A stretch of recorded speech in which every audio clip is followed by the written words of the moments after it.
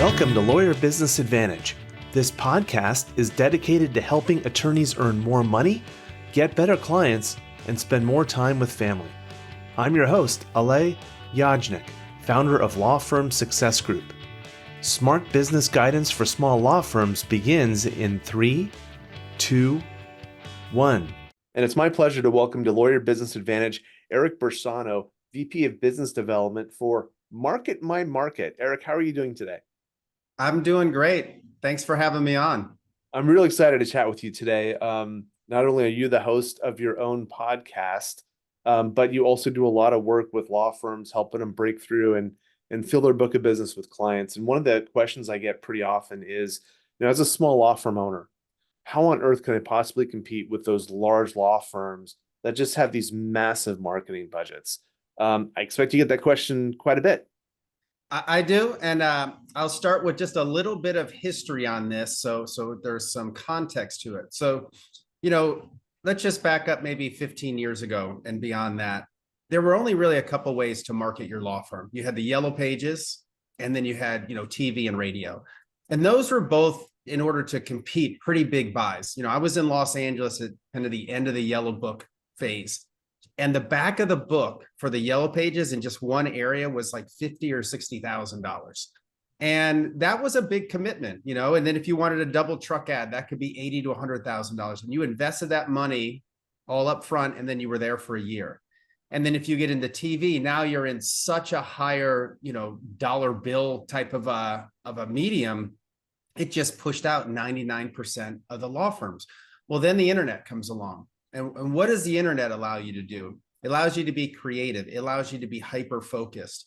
And one of the things I tell people is, you're never going to compete dollar for dollar with Morgan & Morgan. I mean, they have probably $100 million marketing budget, but you can be the king of your own, backyard, whether you're in, Tulsa or in New York City.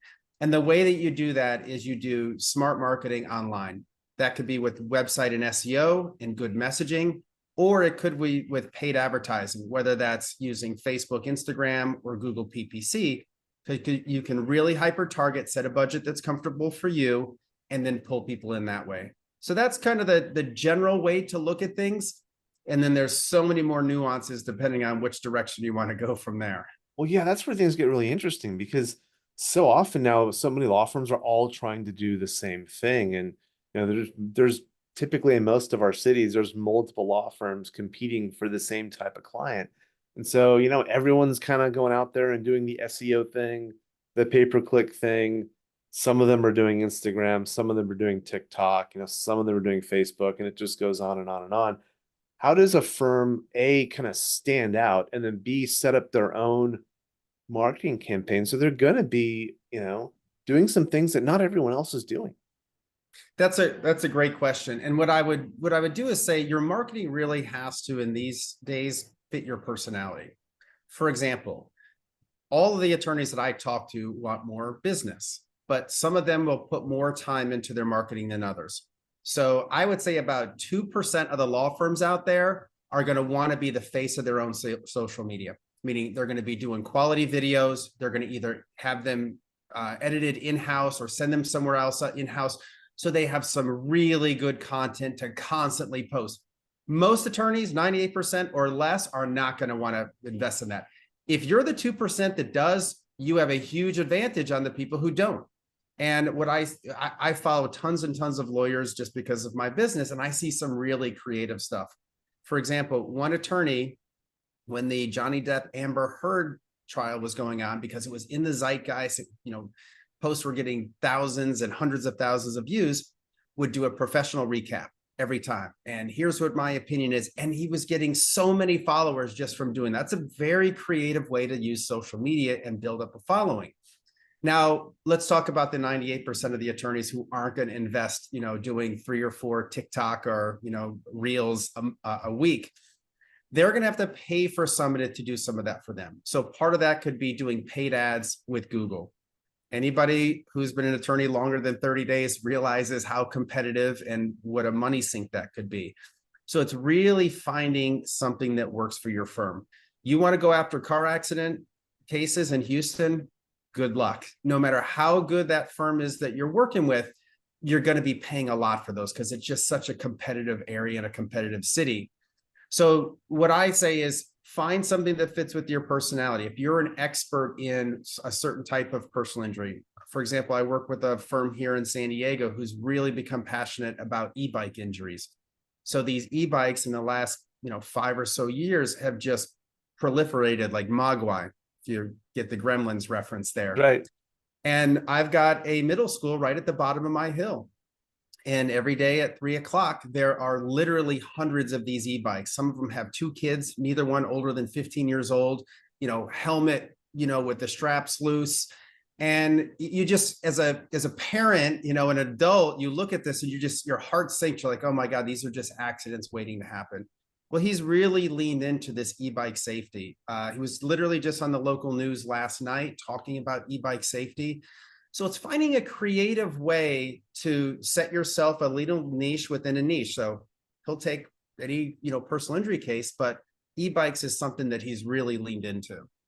Yeah, and to your point, it's not just it's brilliant on his part, but he's also genuinely, authentically passionate about it, and that comes through. Yeah.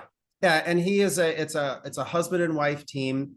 They've sponsored, safety programs. They've sponsored bike races, and, personal injury attorneys, get tarnished with some of these bad reputations, because they'll hear about some fraudulent lawsuit.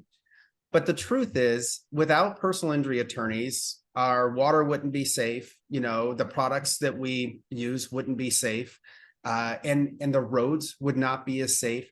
So if you don't have the leverage of a financial punishment to people who are trying to make money, whether that be e-bike companies or even the city, for let's say a dangerous intersection, here in San Diego, there was one where the trees had grown over the stop sign, and that's on the city. Yep. You've got to create a safe environment for your citizens to be able to move around the city safely.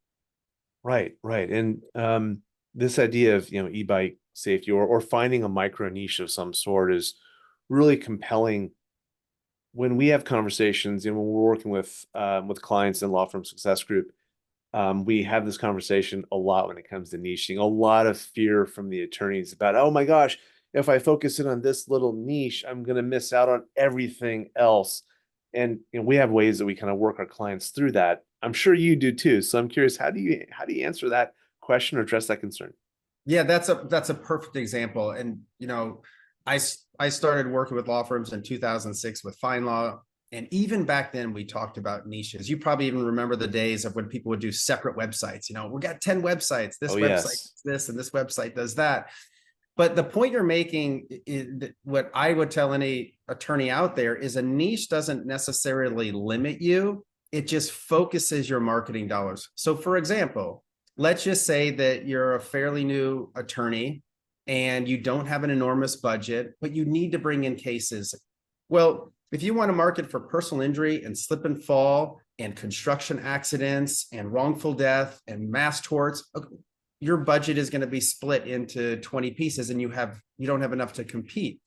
But if you put your marketing focus on e-bikes or on slip and fall or on nursing home abuse, become the 800-pound gorilla in your area for that. Now, if somebody comes to your website, of course, have car accident listed, have pedestrian accident listed, construction, all that stuff is going to be in your online brochure, but your marketing dollars being focused is going to help you win in that one area. And then once you start doing better and better, you can obviously expand. Really well said. The one of the other ways we handle that is we get kind of provocative with our clients and we say, well, you're trying to grow your firm. So how is that strategy working for you so far? Are you trying to cover all the bases? And then they say, well, it's not, because I don't know where to spend my marketing dollars. I don't know where to spend my time. I don't know if this is a good event for me to attend or not. I don't know who my ideal client is, like on and on and on.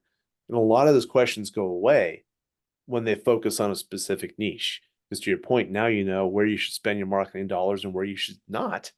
You know where you should spend your time and where you should not. You can figure out your ideal client. It all drops into place once you have a really addressable niche that you can go after, and ideally one where there's not as much competition. And the other ancillary effect to niching down is really looking like an expert. And I love to use analogies because a lot of times you and I and the attorneys are so close to what we're doing that it doesn't always ring true when I say niche down, niche down. But I love Audis. I don't currently have an Audi, but when I did, I wanted to take my Audi to somebody who worked on Audis.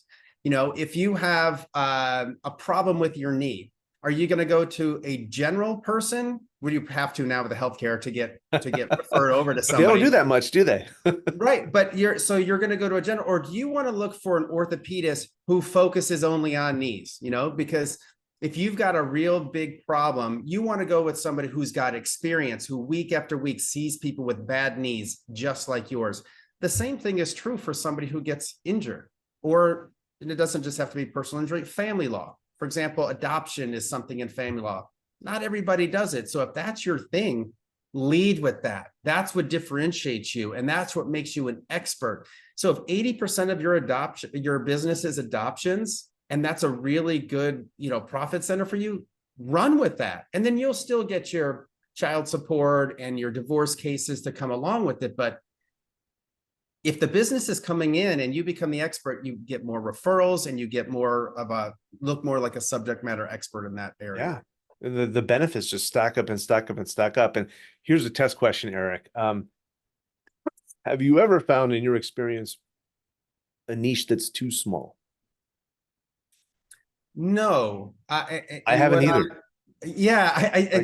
if you're picking a niche and you become an expert, one of the other good things is you can go national. I work with another law firm out of Houston, and hopefully they don't hate me for saying this because this has been a good niche for them, but they work on this illness called Wernicke's. Never heard of it before I spoke to them. And basically what Wernicke's is a vitamin B deficiency. Hmm. And the cure for Wernicke's, or to prevent it, is a vitamin B pill. Okay. That's how simple it is. Yeah. So when people go in and they present with a thiamine or a B vitamin deficiency in the emergency room, the cure for them is a B vitamin. When that is not given, it's a slam dunk case.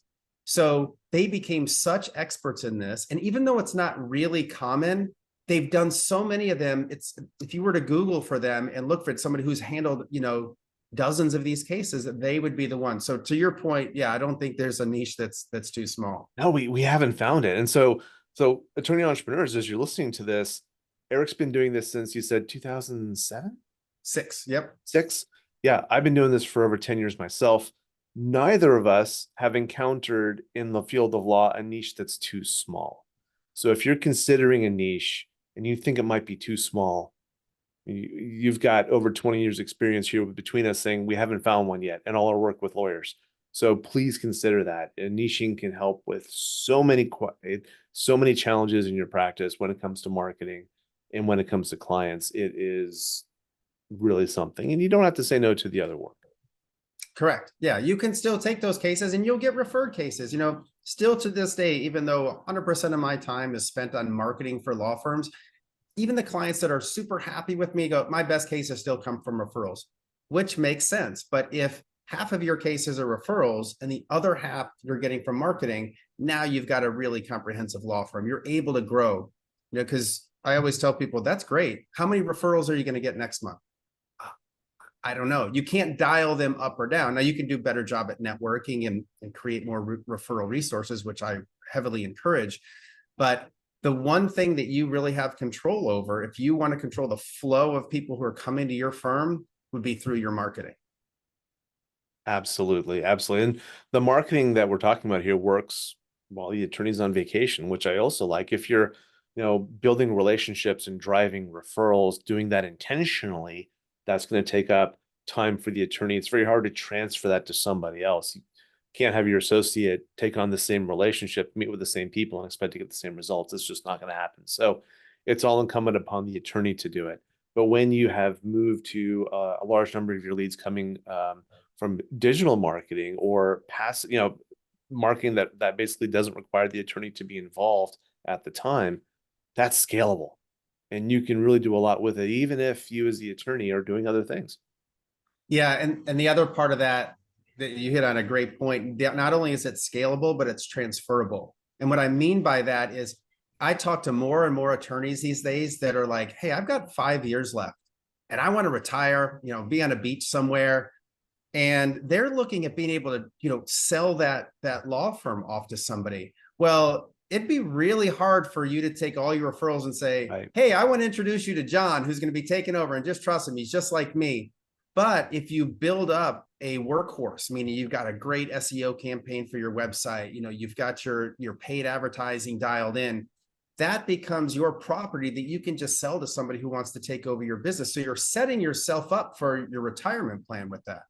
A tremendous asset. And to that point, Eric, generating the lead is one thing. And a firm like yours will do a great job generating the lead for the attorney.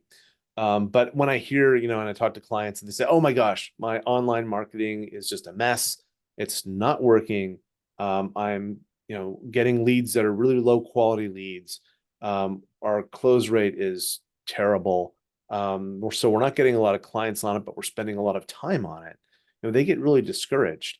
And there's some ideas we give them to go work with their digital marketing agency, because we don't do digital marketing. But you've been on the other side of that as well. I'm sure you've had clients when you're first starting off with them, having those frustrations. There's a lot of things that happen outside the lead generation process that can impact its success or failure. And would you mind commenting on those? Yeah, that's a great question. One of the things that I consider myself first would be a consultant. And what I mean by that is I probably refer attorneys to more businesses than almost anybody else in this industry, because I've been around for a long time. I go to a lot of conferences. I always ask attorneys, who do you like for intake? Who do you like for doing your mass tort marketing? Who do you like for your CMS that you use? And I ask those same questions over and over and over, because it always changes. There's people always trying to break into this. So I work in a very small sliver within, the legal field, which is, attorney marketing, mostly for single event or, consumer-based criminal defense, family law, employment. But I want to be able to go to my client when they're having a problem with intake and go, hey, here's 3 companies. I don't care who you call, but I've heard good things about all 3 of these companies. I called and I was on hold for 4 minutes before somebody picked up. That's not a good user experience. For a CMS or practice management software, I want to be able to say, hey, I've heard good things about this company or this company. I think you're at the point where you need to implement practice management software. And by doing that, I'm making that law firm better and more efficient. And then hence the marketing that we're doing becomes better and more efficient. Because if we're generating 50 calls and 10 of those calls don't want to wait on hold and hang up and call the competitor, makes us look bad. So having some experience within the legal community and being in it for almost 20 years, I feel like there's ancillary benefits that I give to my clients just from the experience of working well with others in the industry. And then that to me, being that trusted advisor for your clients is really what separates great firms from the good ones, because you're able to take it to that next level. Because a lead could be perfectly good, but if the ball gets dropped along the way, or if the lead isn't handled properly at the beginning, or if even the consultation isn't done properly, that client may not sign. They may go elsewhere. And a lot of the problems can be solved, not so much in the lead generation itself, but on all the processes and systems that have to happen, downstream of that to take that potential lead and make them into a client. And so attorney entrepreneurs, just keep that in mind. If you're not happy with the online lead quality that you're getting, if you feel like your ROI isn't there, talk to your digital marketing expert and ask them for their suggestions outside of the digital marketing process, or talk to someone like Eric or someone like us at Law Firm Success Group, because these are the sandboxes that we play in all day long. And I think, Eric, you enjoy it. I know I do as well. Yeah, I do. And I just piggyback on what you said by, talking to anybody who's listening to this now. The advantages you have in 2024 and beyond are exponentially more than existed 10 years ago. And what I mean by that is all these tools that you can use that are, in order for you to use an intake center 10 or 15 years ago, you were just priced out of it. It just wasn't a niche. And now there are companies that solely exist not only to do intake, but to do intake for lawyers. there's software out there, practice management software. And these are all the who moved my cheese type of things I'm suggesting to you, meaning no one really likes change at first because it means you've got to break up what you're currently doing. But if you were to take the legal community as a business and compare it to any other successful business, law is still in the dinosaur age. Yep. Meaning, if you're at a tech company right now and you had the same practices that the law firms have, you would be out of business in 2 weeks. The reason that law is so behind is because, for the most part, you don't have inventory. You don't have a warehouse full of SKU numbers. Most of it is just your time. And because of that, you can afford to be inefficient. The problem is there's a bunch of young, hungry lawyers coming up behind you, and they are tech savvy and they are starting to use these tools. So if you don't keep up with the times, if you don't start to become a more efficient marketer, a more efficient person with intake and conversion, more efficient with your staff and the way that, the tools that they can use, you could get pushed out by some of these other law firms that are coming up and exercising this. I'll finish by saying this. The most common thing that I hear of when I first start talking to a law firm about marketing is I'll do a Google search, Chicago personal injury lawyer, and I'll read off the first 3 names. And inevitably they go, that guy's never been in a courtroom. He just got his law license 2 years ago. Exactly. But he's beating you. And because he's at the top of Google, everyone who does that Google search assumes that he's a better attorney. Google doesn't find the best lawyers, it finds the best marketers. And if you're not both, you're going to lose out to those people who are doing it right. So Eric, tell us a little bit about Market My Market, your business, and what are some things that you're looking forward to? Yeah, so Market My Market is a digital agency. We specialize in building websites that will convert for law firms, and then doing search engine optimization, meaning someone wants a family law attorney in Newburgh, New York. They do a search. We want your website to show up. We also have a paid search team that does Google AdWords that I'm sure most people are familiar with. I think we're up to 5-person team now that only does PPC. What gets me the most excited now, and this is probably within the last 2 years, is because we work with so many law firms and because we collect so much data, we can see where the biggest entry points are to that, where the phone calls coming from, the web leads, the click to chats. And the thing that we found was not only the biggest entryway into the law firm, but better conversions was maps. So 2 years ago, we went and hired our own in-house maps team that only focuses on getting you into the map location. And I start telling people, Google has 2 separate algorithms. Their maps is a completely separate algorithm than the organic that shows up underneath. And maps takes one big thing into account. Where are you searching from? So if you're on one side of Chicago and I'm on the other side of Chicago, our maps are going to be completely different. So what we've done is we built up this 4-person team, and all they focus on is our clients and their map rankings. So that's really what I'm excited about sharing, because I can work with a law firm that doesn't have a huge budget and just focus on their maps and get them compensable cases. If you're ranking in that map pack, which means the first 3, you're going to get clicks and phone calls and conversions. That is really cool. Thanks for sharing that insight. I hadn't heard that before. So that's really cool to hear. If people want to contact you and connect with you, what's the best way for them to do that? So the 2 places I'd suggest, my LinkedIn, that's Eric Bersano, B as in boy, Ersano. There's not many of us on LinkedIn, so you should be able to find me. And then my first name, ERIC, at marketmymarket.com if you want to email me. I'm always happy to chat about anything legal, whether we end up working together or not. Like I said, I consider myself a consultant first. Awesome. Eric, thank you so much for being on the podcast today. Alay, thank you for the invite. Really appreciate it. And that's a wrap for this episode of the Lawyer Business Advantage podcast. One thing that would really help both us and other new potential listeners is for you to rate this show and leave a comment in iTunes, Stitcher, or wherever you tune in to listen. And I want to hear from you, so connect with me on LinkedIn and let me know what you think of this episode. And if you are a solo or an owner of a small law firm and you're looking to earn more money, attract better clients, or reduce your stress, We would love to talk with you to see how we can help. Request your free law firm assessment by visiting lawfirmsuccessgroup.com. Again, that URL is lawfirmsuccessgroup.com. We look forward to talking with you soon. Thank you for listening.